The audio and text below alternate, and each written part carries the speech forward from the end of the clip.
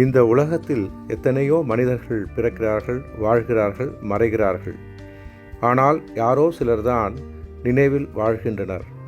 உலகம் அவர்களை பாராட்டுகிறது, போற்றுகிறது. யார் இந்த சமுதாயத்துக்காக தங்களை அர்ப்பணித்து கொண்டு வாழும் காலத்தில் மட்டுமில்லாமல் அதற்கு பிறகும் தொடர்ந்து இச்சமூகம் பயன்பெறும் வகையில் பெரும் செயல்களை செய்கிறார்களோ அவர்கள்தான் உலகம் உள்ளவரை நீங்கா இடம் பெறுகின்றனர். இந்திய துணைக்கண்டத்தில் ஏராளமான பெருமக்கள் பல ஆயிரம் ஆண்டுகளாக தோன்றி மறைந்துள்ளனர். தமிழ்நாட்டிலும் அதே போல பல்வேறு காலகட்டங்களில் தோன்றி அரும்பெரும் சாதனைகள் செய்திருக்கிறார்கள். சென்ற நூற்றாண்டில் தமிழ்நாட்டுக்கு கிடைத்த ஒரு மாபெரும் தலைவர் தந்தை பெரியார். அவருடைய எண்ண வடிவங்களை தனது ஆட்சி காலத்தில் மக்கள் திட்டங்களாக உருவாக்கி காட்டியவர் பேரறிஞர் அண்ணா. அவர் முதலமைச்சராக பல ஆண்டுகள் தமிழ் சமூகத்திற்கு பணிபுரிய வாய்ப்பில்லாமல் போய்விட்டது. அண்ணா மறைந்தவுடன் திராவிட முன்னேற்றக் கழகம் அவ்வளவுதான், அதற்கு எதிர்காலம் இருக்காது என்று கொக்கரித்தவர்கள் வெட்கி குனியும்படி சீரும் சிறப்புமாய் கட்சியையும் ஆட்சியையும் நடத்தி காட்டியவர் முத்தமிழ் அறிஞர் கலைஞர் மு. கருணாநிதி.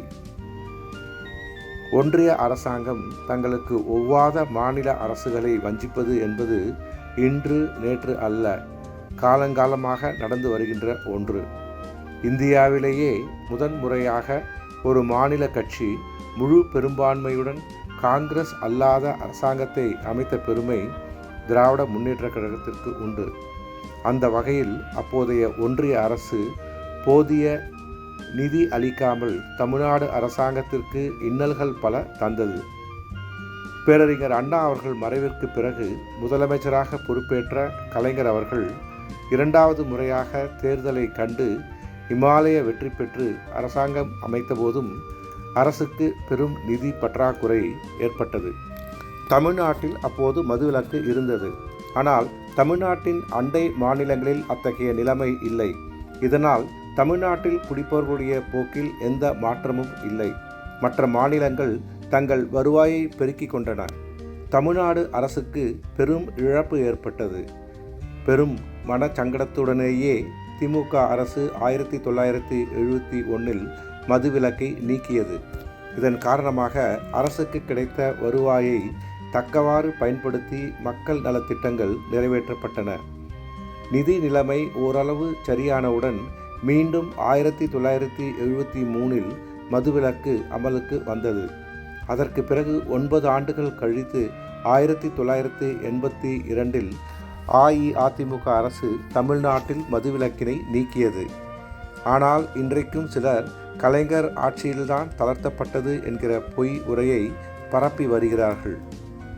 ஒவ்வொரு முறையும் ஆட்சிக்கு வரும்போது கலைஞர் அவர்களுக்கு இருந்த தலையாய பணிகளில் ஒன்று தமிழ்நாட்டின் நிதி நிலைமையை சீர் செய்ய வேண்டிய கட்டாயம் ஏற்பட்டது. இயற்றலும் ஈட்டலும் காத்தலும் காத்த வகுத்தலும் வல்லத்த அரசு ஏற்ப செயல்பட்டு பல தொலைநோக்கு திட்டங்கள் நிறைவேற்றப்பட்டன. இன்றைக்கு ஒன்றிய அரசாங்கமோ அல்லது பிற மாநில அரசாங்கங்களோ கொண்டு வரும் பல அரிய திட்டங்களுக்கெல்லாம் முன்னோடி என்று சொன்னால் அதற்குரிய முழு பெருமையும் கலைஞர் அவர்கள் தலைமையில் நடந்த திராவிட முன்னேற்றக் கழக அரசாங்கத்தையே சாரும். 1973 அண்ணா சாலையில் அண்ணா மேம்பாலம் கட்டப்பட்ட போது இன்றைக்கு கீழம்பாக்கம் கலைஞர் பேருந்து நிலையத்தை விமர்சிப்பது போல அன்றைக்கு சிலர் விமர்சித்தனர். பிரபல வார இதழ் ஒன்று இதுபோன்ற வீண் செலவுகள் தேவையா என்று வினா எழுப்பியது. கலைஞர் எதற்கும் பதில் சொல்லவில்லை.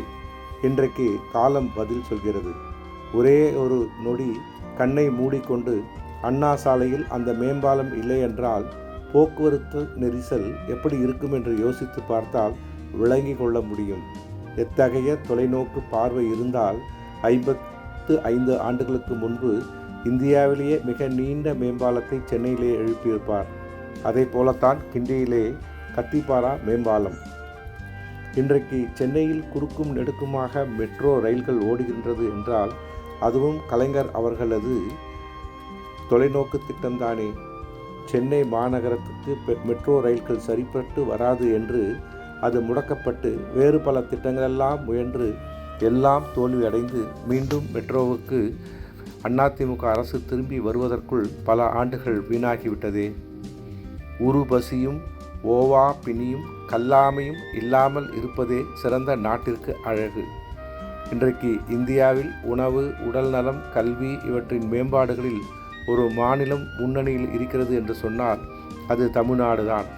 மாவட்டந்தோறும் மருத்துவக் கல்லூரி, மருத்துவமனை என்கிற வகையில் தமிழ்நாடு எங்கும் மருத்துவ வசதிகளை மூலை முடுக்கெல்லாம் கொண்டு சென்றவர் கலைஞர். இதன் காரணமாக இன்றைக்கு இந்தியாவின் சுகாதார தலைநகரம் தமிழ்நாடு என்ற வகையில் நம் மாநிலம் விளங்குகிறது. சின்னஞ்சிறு கிராமங்களுக்கு கூட சாலை வசதிகள் அமைக்கப்பட்டு பேருந்து வசதி ஏற்படுத்தி தரப்பட்டது கலைஞர் ஆட்சியில்தான்.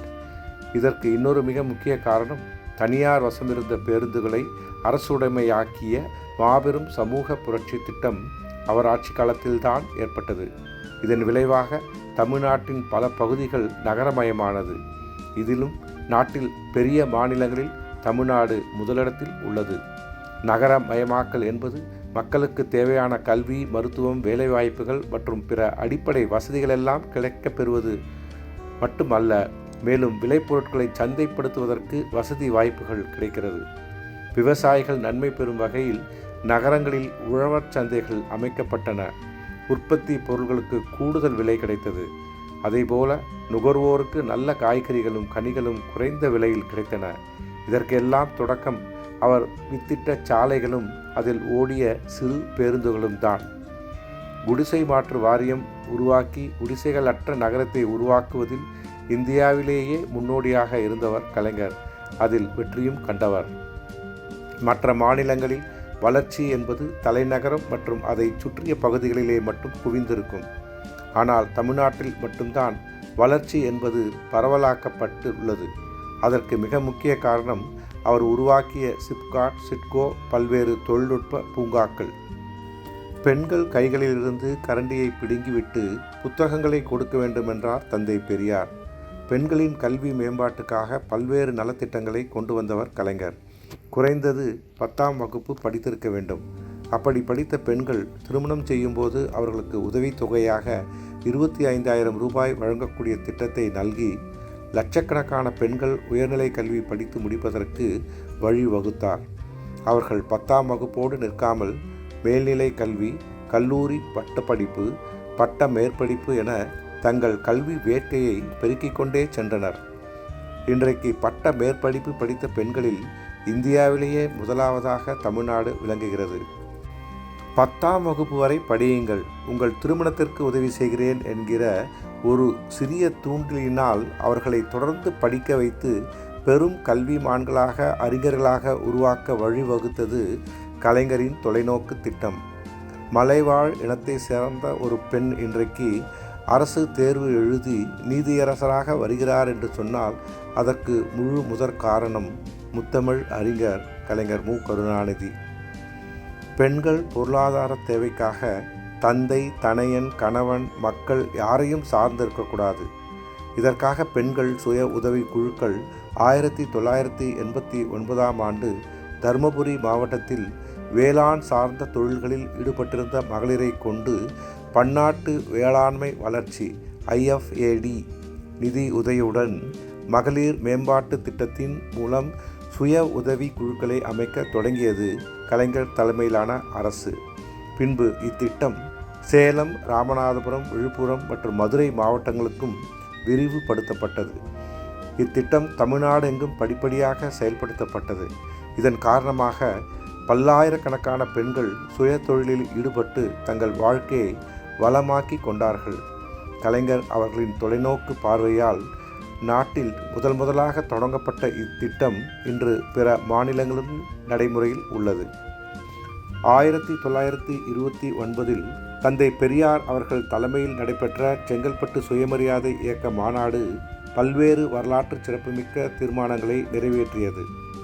பெண்களுக்கு தந்தை மற்றும் பூர்வீக சொத்தில் மகன்களுக்கு அளிப்பது போல சமபங்கு அளிக்கப்பட வேண்டும் என்கிற கலக குரலை எழுப்பினார் பெரியார். 1950இல் அண்ணல் அம்பேத்கர் அவர்கள் இந்து குடும்ப சட்டத்தை திருத்தி அதில் பெண்களுக்கு சொத்துரிமை கொண்டு வர முயன்றபோது ஆதிக்க சக்திகளால் பாராளுமன்றத்தில் அது தோற்கடிக்கப்பட்டது. கலைஞர் அவர்கள் தமிழ்நாட்டின் 3வது முறையாக முதலமைச்சராக பதவியேற்ற போது இந்து வாரிசுரிமை சட்டம், தமிழ்நாடு சட்ட திருத்தம் 1989 மூலம் பெண்களுக்கும் சொத்துகளில் சம உரிமை உண்டு என்கிற வரலாற்று சிறப்புமிக்க சட்டத்தை நிறைவேற்றினார். இதற்கு பின் 16 ஆண்டுகள் கழித்து 2005 இந்திய அளவில் பெண்களுக்கும் சொத்தில் சம உரிமை உண்டு என்ற சட்டம் ஒன்றிய அரசால் கொண்டு வரப்பட்டது. இதில் மிக முக்கியமான விஷயம், அந்த ஒன்றிய அரசில் திராவிட முன்னேற்றக் கழகமும் அங்கம் வகித்தது, அதை நிறைவேற்றுவதற்கு முனைப்பும் காட்டியது. நண்பர் ஒருவரோடு உரையாடும் போது சொன்னார், செயற்கை நுண்ணறிவு உலகமெங்கும் பரவி வருகிறது. இந்தியாவில் மற்ற மாநிலங்களை விட தமிழ்நாடு முன்னோடியாக அதை எடுத்துச் செல்கிறது. குறிப்பாக திராவிட முன்னேற்றக் கழக அரசு இதற்காக பல கோடி ரூபாய்களை ஒதுக்கி பெரும் பாய்ச்சலில் முன்னோக்கி செல்கிறது. மேலும் பள்ளிக்கூட மாணவர்களுக்காக மைக்ரோசாஃப்ட் நிறுவனத்தோடு ஒப்பந்தம் போடப்பட்டு முதற்கட்டமாக 100 அரசு பள்ளிகளில் செயற்கை நுண்ணறிவு பாடம் சொல்லித்தரப்பட்டது. இதையெல்லாம் பார்ப்பதற்கு ஆச்சரியமாக உள்ளது என்றார். தமிழ்நாட்டின் வரலாற்றை தெரிந்தவர்களுக்கு இது ஆச்சரியமல்ல என்றேன். இந்தியாவிலேயே பலருக்கு கணனி அறிமுகமாகாத காலத்திலேயே தமிழ்நாட்டில் அதனை அறிமுகப்படுத்திய பெருமை கலைஞர் அவர்களை சாரும். கணனியை பார்த்திராத கிராமப்புற மாணவர்கள் கூட அதை தெரிந்து கொள்ள வேண்டும் என்கிற நல்லெண்ணத்தில் பாடத்திட்டத்தில் அறிமுகப்படுத்தினார். 1997 தொழில்நுட்ப கொள்கையை ஏற்படுத்தி 1998 அதற்காக ஒரு துறையே ஏற்படுத்தி புதிய நூற்றாண்டில் கணனி அறிவு மிக்க இளம் சமுதாயத்தை வார்த்தெடுக்க வழிவகுத்தார். தரமணியில் டைடல் பூங்காவை உருவாக்கி பழைய மாமல்லபுரம் சாலை எங்கும் கணனி நிறுவனங்களின் முதலீடுகளை குவித்து சென்னையின் அடையாளத்தை மாற்றியவர் கலைஞர். 1996 2001 வரை 600க்கும் மேற்பட்ட நிறுவனங்களை உருவாக்கி பல்லாயிரக்கணக்கானவர்களுக்கு வேலைவாய்ப்பு ஏற்படுத்தி தந்தவர். கருவியும் காலமும் செய்கையும் செய்யும் அறிவினையும் மாண்டது அமைச்சு என்பதற்கு ஏற்ப அவரது செயற்பாட்டின் விளைவாக இன்றைக்கு அமெரிக்கா உட்பட பல்வேறு மேலை நாடுகளில் நம் இளைஞர்கள், குறிப்பாக கிராமப்புறத்திலே பிறந்து வளர்ந்தவர்கள் பல்வேறு துறைகளில் கோலோச்சுகின்றனர். கலைஞரின் தொலைநோக்கு பார்வைக்கு இது ஒரு சிறந்த எடுத்துக்காட்டு.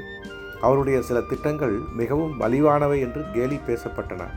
ஆனால் நீண்டகால அடிப்படையில் பார்க்கும்போது அவை பெரும் தாக்கத்தை சமூகத்தில் ஏற்படுத்தியது. உதாரணமாக வண்ண தொலைக்காட்சிகள் வழங்கியது தமிழ்நாட்டின் மூலை முடுக்குகளிலெல்லாம் வாழ்கின்ற ஏழை எளிய கீழ்த்தட்டு மக்களுக்கும் செய்திகளை அறிந்து கொள்ளவும், நாட்டு நடப்புகளை தெரிந்து கொள்ளவும், அவர்கள் அறிவை மேம்படுத்தி கொள்ளவும் தொலைக்காட்சி பயன்பட்டது. இதனால் எல்லா சமூகத்திலும் எல்லா மட்டத்திலுமிருந்து இளைஞர்கள் கல்வி வேலை வாய்ப்புகளில் உன்னதமான இடத்திற்கு செல்வதற்கு முற்பட்டனர். இந்தியாவில் எந்த மாநிலத்திலும் காணாத அளவுக்கு கிராமப்புறத்திலிருந்து மருத்துவர்கள், பொறியாளர்கள், அறிவியலாளர்கள், கணனி நிபுணர்கள், ஒன்றிய அரசின் IAS IPS பதவிகள், வழக்கறிஞர்கள், நீதிபதிகள் என பல்வேறு பொறுப்புகளுக்கு சமூகத்தில் எல்லா தரப்பிலிருந்து எல்லோரையும் உள்ளடக்கிய சமூக நீதியை நிலைநாட்டும் மாநிலமாக இன்றைக்கு தமிழ்நாடு விளங்குகிறது. நோபல் பரிசு பெற்ற அறிஞர் அமிர்தா சென் அவர்கள் தமிழ்நாடு இந்தியாவில் மிகச்சிறந்த மாநிலமாக விளங்குவதற்கு மிக முக்கிய காரணங்களில் ஒன்றாக குறிப்பிடுவது பொது விநியோக முறை. இன்று இந்தியாவிலேயே பொது விநியோக முறையில் பப்ளிக் டிஸ்ட்ரிபியூஷன் சிஸ்டத்தில் மற்ற எல்லா மாநிலங்களை விட பல விதங்களில் முன்னணியில் இருக்கிறது தமிழ்நாடு. அத்தியாவசிய உணவுப் பொருட்களின் விலையேற்றம் மக்களை இன்னல் படுத்திவிடக்கூடாது என்கிற நல்லெண்ணத்தின் அடிப்படையில் அரசாங்கம் பொருட்களை கொள்முதல் செய்து மக்களுக்கு நியாய விலையில் வழங்கி வருகிறது. இந்த திட்டத்திற்கு தொடக்கப்புள்ளி வைத்தவர் கலைஞர் அவர்கள். 1972 நுகர்பொருள் வாணிப கழகம் என தொலைநோக்கு திட்டத்தை வழங்கி தமிழ்நாட்டில் பசி பட்டினி ஒழிய வழிகண்டவர். கலைஞர் அவர்களால் மேற்கொள்ளப்பட்ட தொலைநோக்கு திட்டங்கள் 100க்கும் மேலானவை. அதில் ஒரு சிலதான் நான் இங்கே சுட்டிக்காட்டியிருக்கிறேன். ஓய்வறியா உதயசூரியன் கலைஞர் அவர்கள் தன்னுடைய வாழ்நாள் முழுவதும் பதவியில் இருந்தபோதும் சரி, இல்லாத போதும் சரி, மக்களுக்கு உழைப்பதையே தம் தாரக மந்திரமாய்க் கொண்டு மடியை மடியா ஒழுகல், குடியை குடியாக வேண்டுபவர் என வாழ்ந்து காட்டியவர். உலகம் உள்ளவரை அவர் புகழ் நிலைத்திருக்கும்.